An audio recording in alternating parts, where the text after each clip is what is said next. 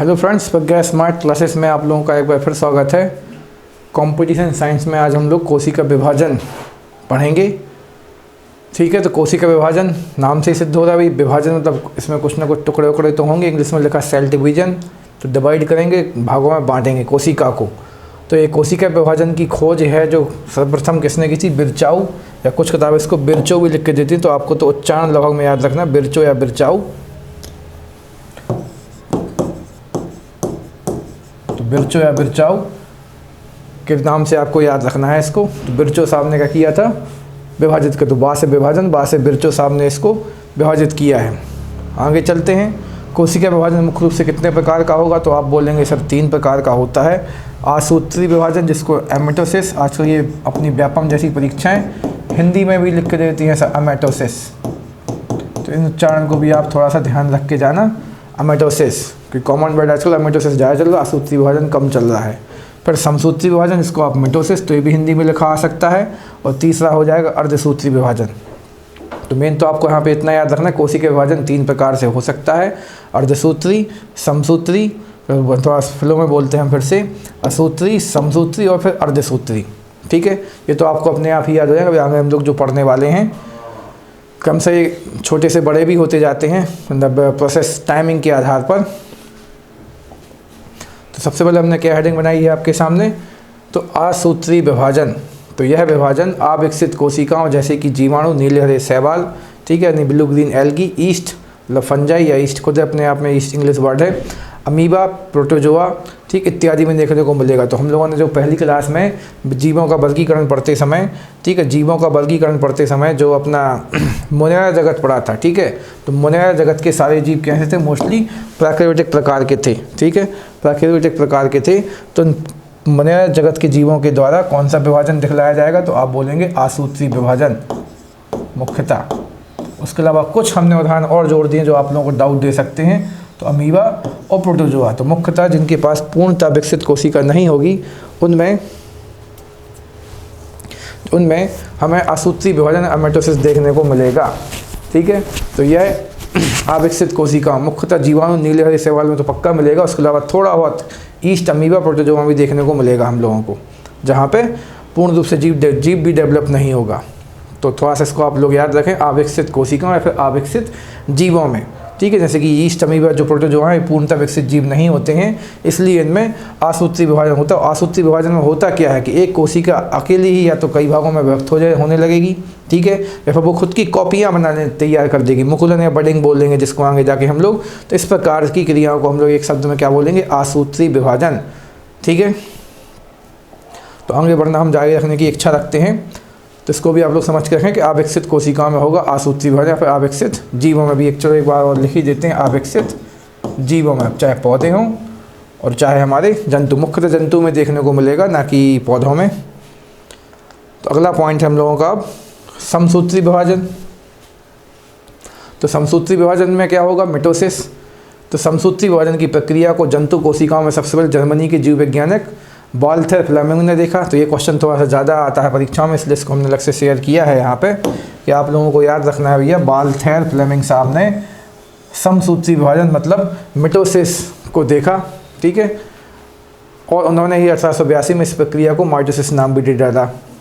यह विभाजन कायिक कोशिका होती है, आपको मेनली याद रखना है कि ये जो समसूत्री विभाजन है यदि किसी भी जीव या जंतु में होता है तो उसकी काया मतलब बॉडी, ठीक है, सोमेटिक सेल लिखा है, तो हम लोग अपनी इजी लैंग्वेज में, तो हम लोग के जो बॉडी पार्ट होते हैं, जैसे हम लोग छिल कट जाते हैं तो छिलने कटने के बाद हम लोग के जो घाव अपने आप भरते हैं, तो वहाँ भी तो कोशिका निर्माण होता है और कोशिका विभाजन भी होता है। तो कोशिका विभाजन के बाद कोशिका निर्माण होता है, तो वहाँ पे कौन सा कोशिका विभाजन देखने को मिलेगा? हमें समसूत्री कोशिका विभाजन देखने को मिलेगा। पेड़ पौधों, जीव जंतुओं सब में ये देखने को मिलेगा। बस विकसित कोशिका में आपको मोस्टली याद रखना है। तो एक कायिक कोशिका मतलब सोमेटिक सेल, और हम लोग की व्यवहारिक भाषा में बोलें तो ऊपरी त्वचा वगैरह, बॉडी वगैरह में देखने को मिलेगा आपको। ठीक है, इसको भी थोड़ा सा आप लोग याद रखें कि समसूत्री विभाजन जो है वाल्थर फ्लेमिंग साहब ने खोजा है और कायिक कोशिकाओं में इसको देखने को मिलेगा। इसको इंग्लिश में माइटोसिस कहते हैं। तो हमने काफ़ी ऊपरी और इजी डेटा आप लोगों से शेयर किया, क्योंकि सिलेबस थोड़ा सा ज़्यादा बड़ा है। आप लोगों को 5 से 10 या 15 क्वेश्चन आने हैं साइंस के, तो ज़्यादा डीप में पढ़ा के आप लोगों को अभी परेशान नहीं करेंगे, क्योंकि हम लोगों को फिजिक्स भी, केमिस्ट्री, बायोलॉजी सब कुछ यहाँ से मानव शरीर से ज़्यादा क्वेश्चन आते हैं, इसलिए अभी यहाँ पे आप लोगों को ज़्यादा हम परेशान नहीं कर रहे हैं, मानव शरीर पर हम लोग थोड़ा ज़्यादा ध्यान देंगे। अगला पॉइंट क्या है, तो हम लोगों को ये जो समसूत्री विभाजन लोग पीछे पढ़ के आए हैं कि काय कोशिकाओं में देखने मिलेगा, तो इसको जब कोशिका विभाजन हो रहा होता है तो वो कितने चरणों में होता है, तो आप लोग बोलेंगे 5 चरणों में होता है। तो 5 चरण आपको याद रखने हैं। पहले चरण का स्टेप का नाम क्या है, तो अंतरावस्था, जिसको आप इंटरफेस भी बोलेंगे, ठीक है। ये इंटरफेस के नाम से फेमस ज़्यादा मिलेगा हम लोगों को बच्चों के बीच में, साथ में किताबों में, तो इसको आप इंटरफेस कहेंगे, अंतरावस्था कहेंगे। फिर आएगी उसके बाद चालू होगी पूर्वावस्था। तो मुख्य रूप से शुरू तो यहाँ से होती है, ठीक है। तो फिर आएगी पूर्वावस्था, प्रोफेस। फिर नंबर 3 पे आएगी मध्यावस्था। तो आप लोग देखें 1 2 3 4 5 है, और 5 में मध्य में कौन होगा, 3, तो मध्यावस्था, इसको इंग्लिश में आप मेटाफेस कहेंगे। फिर मध्य के बाद आएगा ये पश्चावस्था, तो पश्च मतलब एंड हो जाएगा तो एनाफेस, और उसके बाद पूंछ रह जाएगी। टेलो का मतलब क्या होता है, पूंछ, तो टेलोफेस या फिर अंत्यावस्था। तो इंटरफेस, प्रोफेस, मेटाफेस, एनाफेस और टेलोफेस। तो इस प्रकार से 5 अवस्थाएं होती हैं। तो इनके बाद थोड़ा सा बेसिक परिचय दे दें आपको, जो ऊपरी हम लोगों को याद रखना है कि हम लोगों की परीक्षाओं में मोस्टली क्वेश्चन यदि आपको ये तो अब याद हो गया, माना कि समसूत्री विभाजन 5 चरणों में होगा, ठीक है। वो तो आपने अब मानिए कि याद कर लिया। अब जो 5 चरण होंगे उसमें से पहली चरण होगी अंतरावस्था। तो इस अंतरावस्था वाली स्टेट में जो हमारी कोशिका है अपने आप को केवल कोशिका विभाजन के लिए तैयार करेगी, ठीक है। कोशिका विभाजन के लिए केवल अपने आप को तैयार करेगी। अब तैयार करने का अर्थ है खूब सारा पानी पिएगी, मतलब उसका हाइड्रेशन हो जाएगा, ऐसा लिखा मिलेगा आप लोगों को। इतना याद रखना क्या लिखा मिलेगा। और तैयार करने बस मुख्यतः एक शब्द परीक्षा में जो आता है वो आपसे हम शेयर कर रहे हैं कि उसका बहुत अधिक मात्रा में जल योजन हो जाएगा। और जल योजन होने का अर्थ है वो बहुत सारा पानी ग्रहण कर लेगी, मतलब वो हाइड्रेट हो जाएगी, जल योजन करेगी, बहुत सारा पानी पी के फूल जाएगी, ठीक है। तो इसका मतलब हम लोग मानेंगे अंतरावस्था आ चुकी है, फिर शुरू हो चुकी है। अंतरावस्था में बहुत सारा पानी पी लेगी और अपने आप को कोशिका विभाजन के लिए तैयार करेगी।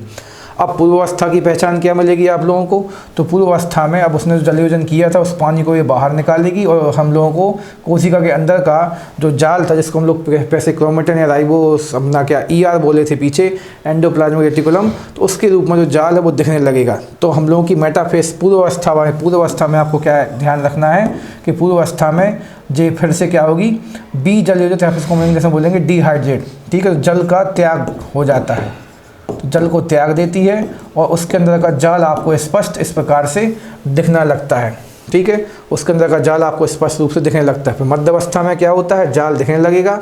अब हमारे जितने भी उस कोशिका के अंग हैं वो सारे के सारे कोशिका के अंग जो हैं क्रोमोसोम्स के साथ मिलकर एक लाइन में पंक्तिबद्ध हो जाएंगे। किस वाली अवस्था में, मेटाफेस अवस्था में, ठीक है। तो फिर से रिवाइज करते हैं।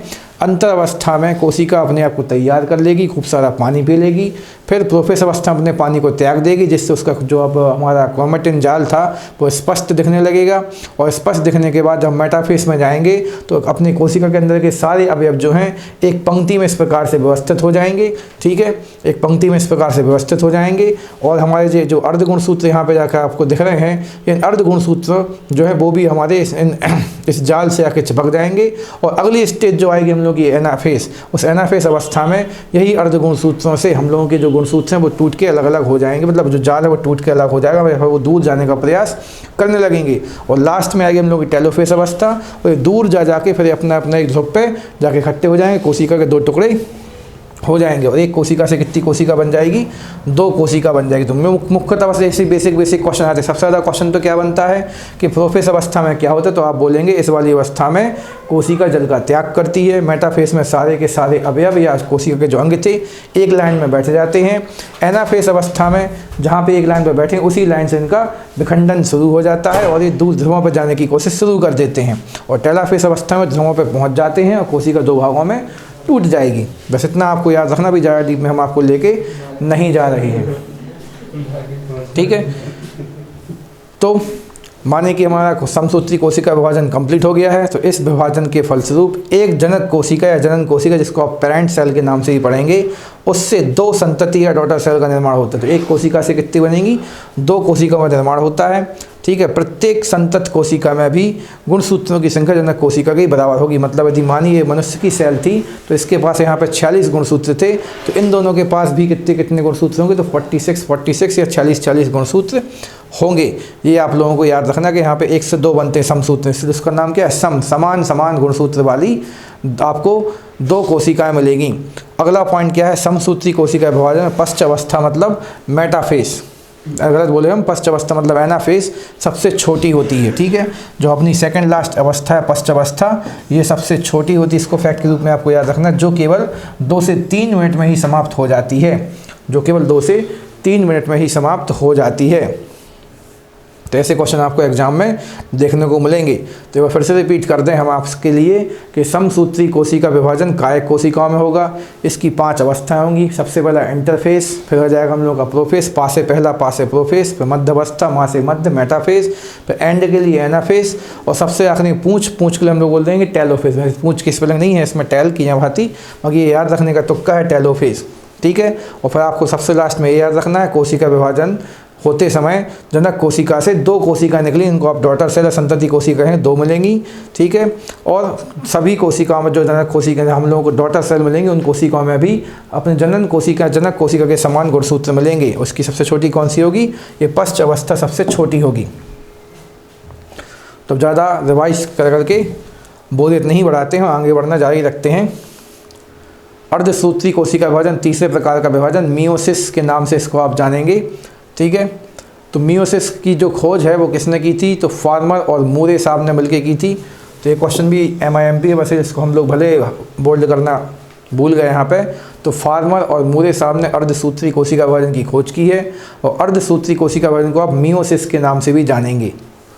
अर्धसूत्री विभाजन की खोज सबसे पहले तो बीजमैन साहब ने की थी, लेकिन इसका सर्वप्रथम विस्तृत अध्ययन स्ट्रासबर्गर ने 1888 में प्रस्तुत किया।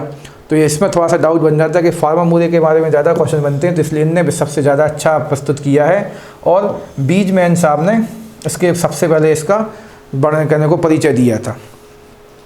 अगला पॉइंट क्या लिखा है, यह विभाजन केवल जनन कोशिकाओं में, तो जब भी किसी नई संतान की उत्पत्ति करनी है, फिर जनन अंग जो होते हैं वहाँ पर जो कोशिका विभाजन होगा वहाँ उसको आप लोग क्या लगाएंगे आंसर, अर्धसूत्री कोशिका विभाजन। तो फिर से एक बार रिपीट कर दें, पीछे हम लोगों ने पढ़ा था अल्प विकसित जो जंतु होते हैं उनमें कुछ भी होगा वो होगा असूत्री प्रकार से।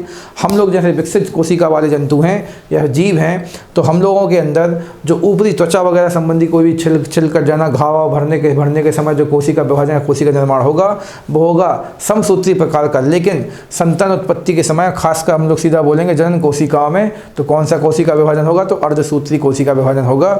ये आपको थोड़ा सा याद करके समझ के चलना है, और आगे बढ़ना हम जारी रखते हैं। तो अर्धसूत्री कोशिका विभाजन जो है मियोसिस डिवीजन है जो हम लोगों का, ये भी 2 चरणों में पूरा होगा। तो पहले 2 चरणों में, फिर 2 भी अपने अपने चरणों में पूरे होंगे। तो ये भी आपको थोड़ा सा याद रखना है। तो कुल मिला के ये 2 चरणों में पूरा होता है, अर्धसूत्री 1 और अर्धसूत्री 2, मियोसिस 1 और मियोसिस 2। तो अर्धसूत्री 1 में गुणसूत्रों की संख्या कैसी रह जाएगी, आधी रह जाती है। अर्धसूत्री में गुणसूत्रों की संख्या आधी रह जाती है, इसलिए इसे न्यूनकारी विभाजन भी कहेंगे आप। ठीक है, रिडक्शन डिवीजन भी कहेंगे। ये वाला लाल नहीं हो पाया तो इसको हम लाल से अंडरलाइन कर लेते हैं। तो इसको आप न्यूनकारी क्यों, क्योंकि इसमें भैया जो कोशिकाएं बनेंगी उनमें गुणसूत्रों की संख्या कैसी रह जाएगी, आधी रह जाएगी। और जो हमारा अर्धसूत्री प्रथम या फर्स्ट प्रकार का विभाजन है, इसको जब आप आगे पढ़ने की कोशिश करेंगे तो ये खुद भी अपने आप में होंगी वो 5 अवस्थाएं, पर यहाँ पर इंटरफेस नहीं लिया है, 4 अवस्था मुख्य रूप से मानते हैं। तो ऐसा कुछ खास क्वेश्चन नहीं बनता कि अर्धसूत्री प्रथम, तो कहने को तो हम आपसे पीछे ही बोलेंगे जो हमने आपको पीछे समसूत्री बताया है। समसूत्री अकेला खुद 5 अवस्था में पूरा होता है, लेकिन जब अर्धसूत्री में आएंगे तो पहले इसमें आपको 2 स्टेप पढ़नी पड़ेंगी, और दोनों स्टेप्स को भी आप चाहो तो 5-5 अवस्थाओं में मान सकते हो, कोई गलती नहीं बन जाएगी। इसलिए परीक्षा में ये क्वेश्चन नहीं बनता कि अर्धसूत्री प्रथम 4 या 5 अवस्था हो। तो 5 अवस्था मतलब 5वीं अवस्था तो क्या होती है हमेशा कि कोशिका अपने आप को तैयार करती है, जो हमने पीछे कहा था इंटरफेस। तो इंटरफेस को यदि आप अपने मन से जोड़ भी देंगे तो गलती होने वाली नहीं है। तो मेन तो कहानी वही है कि भैया जो अर्धसूत्री प्रथम विभाजन या फर्स्ट विभाजन है, उसमें जो 4 या 5 विभाजन होगी तो इनकी भी सेम कहानी वही होगी पीछे वाली। ठीक है, जो हमने आपको समसूत्री बताई थी, बस आपको यहाँ पे 1-1 लगा देना, इंटरफेस 1, प्रोफेज 1, मेटाफेस 1, एनाफेस 1, टेलो या टेलीफेस तो गलत हो जाएगा, टेलोफेस 1। तो यहाँ पे वही सेम होगा, कोशिका अपना जल त्यागेगी, सबसे पहले कोशिका जल ग्रहण करेगी, फिर यहाँ पे त्यागेगी, फिर वो एक ही लाइन में व्यवस्थित हो जाएंगे, फिर यहाँ पे टूट जाएंगे, और फिर यहाँ पे अपने ध्रुवों पे पहुँच जाएंगे। और एक कोशिका से 2 कोशिका तो बनेंगी यहाँ पे, लेकिन उनमें गुणसूत्रों की संख्या कैसी रह जाएगी, आधी रह जाएगी। बस इतना आपको याद रखना है कि अर्धसूत्री 1 वाले विभाजन में एक कोशिका से 2 कोशिकाएं तो बनेंगी, लेकिन उनमें गुणसूत्रों की संख्या कितनी रह जाएगी, आधी रह जाएगी। आगे बढ़ना हम जारी रखते हैं। तो जो हमारी एक यहाँ पे बस एक चीज़ आपको एक्स्ट्रा याद रखनी है कि अर्धसूत्री कोशिका विभाजन जब हम लोग पढ़ेंगे तो उसका जो पहली स्टेज थी उसके अंदर जो 5 स्टेज हम आपको बताने की कोशिश कर रहे थे, उसमें से जो हम लोग की प्रोफेस अवस्था थी, उस प्रोफेस अवस्था में भी आपको अंदर अंदर 5 अवस्थाएं और पढ़नी पड़ेंगी। ठीक है, तो हमने उसको अवस्थाएं लिख के क्या लिखा है, 5 उपावस्थाएं। तो यहाँ से भी थोड़े से क्वेश्चन बनते हैं, तो इनमें ज़्यादा क्वेश्चन बस यही बनता है वैसे इनमें से कौन, इनको या तो सही क्रम से जमाइए, ठीक है, या फिर इनमें से कौन सही है कौन गलत है। तो सबसे पहले बनेगी लेप्टोटीन या लेप्टोटीन, नंबर 2 पे बनेगी जाइगोटीन, फिर अपना पैकेटीन, फिर डिप्लोटीन, फिर डाइकिनेसिस। ठीक है, तो लेप्टोटीन, जाइगोटीन, पैकेटीन और डिप्लोटीन के बाद डाइकिनेसिस नाम की प्रोसेस आपको देखने को मिलेंगी। सबसे ज़्यादा क्वेश्चन परीक्षा में डाइकिनेसिस से बनते हैं, तो इसका हम आपको हल्का सा डीप में बता देते हैं। ठीक है, तो डाइकिनेसिस में क्या होता है कि इसमें जो हम लोगों का कोशिका द्रव्य या जीव द्रव्य होता है, तो डाइकिनेसिस नाम की प्रोसेस में जीव द्रव्य का आदान प्रदान, द ट्रांसफॉर्मेशन ऑफ साइटोप्लाज्म, जीव द्रव्य का आदान प्रदान, इसी वाली अवस्था में जब कोशिका बन के तैयार हो जाती है तो बंटवारा होता है किसको क्या मिलेगा किसको क्या नहीं मिलेगा, फिर सबको बराबर मिलेगा। तो वो आदान प्रदान की क्रिया कहाँ पे होती है, तो आप बोलेंगे डाइकिनेसिस में। बाकी ये प्रोफेस की सारी अवस्था, मतलब यहाँ पे जो जल त्यागना हमने बताया था कि प्रोफेस अवस्था का मेन घटना क्या होती है, जल को त्यागना, मतलब डिहाइड्रेट होना। तो डिहाइड्रेट होते होते भी यहाँ पे कितनी अवस्थाएं निकल जाती हैं, 4 अवस्थाएं निकल जाएंगी। 5वीं अवस्था में डाइकिनेसिस में आखिरी में फिर जीव द्रव्य का आदान प्रदान होना शुरू हो जाएगा। तो इसको थोड़ा सा आप लोग रिवाइज कीजिए और कोई डाउट हो तो हमसे संपर्क कीजिए, क्योंकि टॉपिक थोड़ा सा लेंथी और टफ है, इसलिए इसमें डीप में ले जाके आप लोगों को हम परेशान करना नहीं चाहते, क्योंकि इतना भी इम्पोर्टेंट नहीं कि हम लोग इसी पे अपना पूरा दिमाग खर्च कर दें। तो हमारा अर्धसूत्री कोशिका विभाजन को भी हमने अंत माना, और यहाँ पे क्योंकि हमने जैसे पीछे आप लोग बोलोगे सर आपने प्रोफेस यानी अपना जैसा हम लोगों ने पीछे देखा कि अर्धसूत्री 1, तो ये भी अपने आप में कहने को 5 अवस्था में, मुख्य रूप से 4 अवस्था में होगा। तो उसी प्रकार से यहाँ पे 1 से 2 कोशिका तो बनेंगी। ठीक है, 1 से 2 कोशिका तो बनेंगी, तो वो 2 कोशिका आगे जाके अब अर्धसूत्री 2 में विभाजन लेंगे, और 2 से फिर से 2 कोशिका बनेंगी, और फिर कुल मिला के फिर हम लोगों की अंत में कहने को हम लोग बोल सकते हैं कि 1 कोशिका से 4 कोशिका बन के तैयार हो जाती हैं। तो मतलब सीधी बात आवास आपको ये याद रखना है कि अर्धसूत्री कोशिका विभाजन 2 भागों में होता है। पहले बार में 1 से 2 बनेंगे, दूसरे बार में 2 से, कुल मिला के 2 से 2 मतलब 2 कुल मिला के 4 बन जाएंगी। और पहले वाले में आपको क्या बोलना है कि गुणसूत्रों की संख्या कैसी हो जाती है, आधी रह जाती है, इसीलिए इसका नाम क्या है, अर्धसूत्री विभाजन।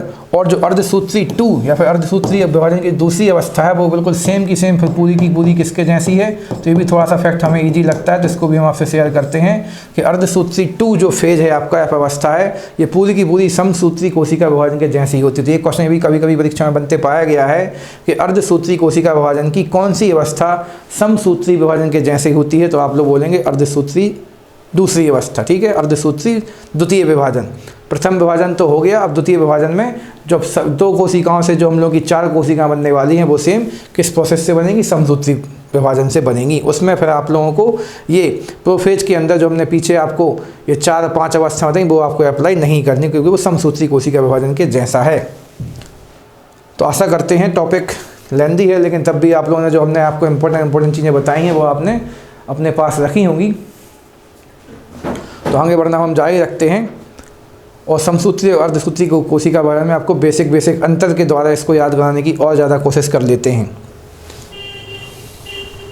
तो समसूत्री विभाजन और अर्धसूत्री कोशिका विभाजन में हम लोग अंतर ध्यान दें तो यह विभाजन कौन सी कायिक कोशिका में होगा, ये आप लोग शुरू से ही हमें बता रहे हैं, और ये किस में होगा, जनन कोशिका में होगा। ठीक है, अगला क्या है, इस विभाजन में काफ़ी कम समय लगे, क्योंकि एक ही अवस्था होती है मुख्य रूप से, और यहाँ पे काफ़ी अधिक समय लगे, क्योंकि एक तो हम लोगों ने यहाँ पढ़ा कि इसमें कुल 2 अवस्थाएं, और पहली अवस्था की जो दूसरी मतलब पहली अवस्था की जो प्रोफेज अवस्था थी वो खुद अपनी 5 चरणों में पूरी होगी, इसलिए उसमें समय ज़्यादा लग जाएगा।